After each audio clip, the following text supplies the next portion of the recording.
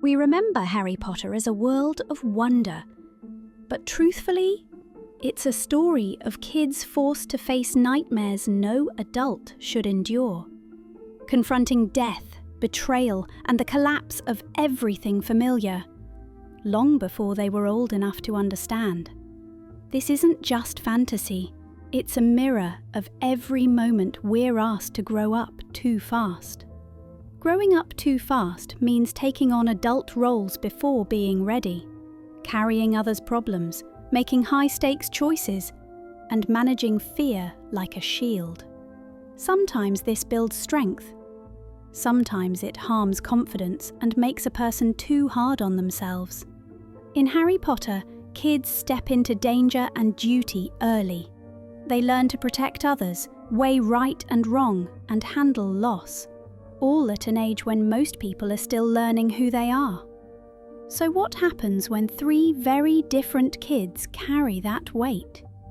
Each pays a different price and finds a different kind of strength. Harry shifts from seeking belonging to guarding others.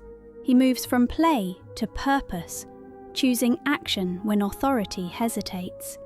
This builds courage under pressure and a calm centre in chaos. But it also trains constant vigilance that erases ease and rest. Over time, the one who steps forward becomes his identity. That's his power and his burden. Hermione starts with rules and mastery, then grows into ethical flexibility when strict order hurts people. She moves from student mindset to guardian mindset. Her competence brings agency. She plans ahead, shapes outcomes, and sets a moral bar for the group.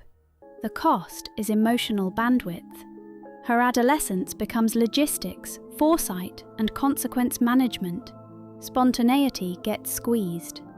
Ron wrestles with comparison and status.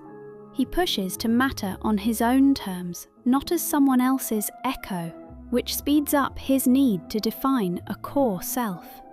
Pressure dents his confidence, but it also forges resilience. He turns doubt into loyalty, and action he chooses for himself. His growth shows how value can be built through commitment, not spotlight. A quieter, steadier kind of maturity. All three face adult weight choices early. Protect, decide, accept the fallout. Childhood becomes a stage for real consequences.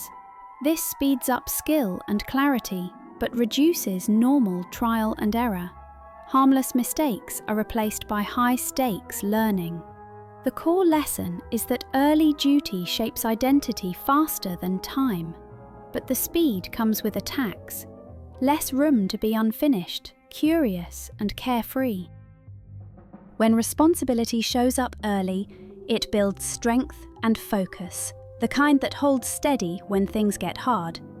But it also narrows the space for harmless mistakes, because every choice starts to feel like it matters too much.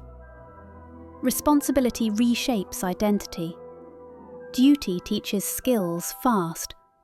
Planning, self-control, and moral thinking step to the front and start defining the self. The gain is strength under pressure. The cost is a narrower path.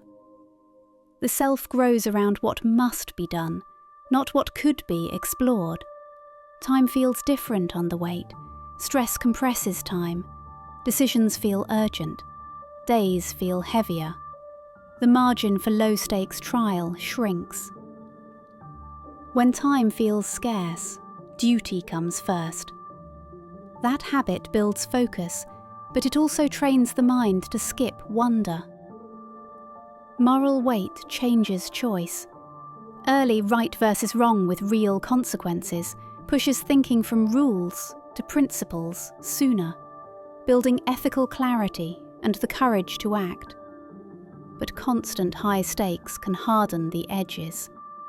People become stricter with themselves and others, leaving less room for softness and play. So what's gained and what's lost? The gains would be resilience, agency, and a steady inner compass that holds in chaos, the marks of leaders and guardians. And the losses?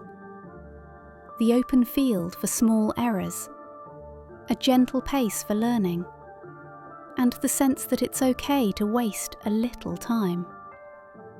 Hold one truth in mind.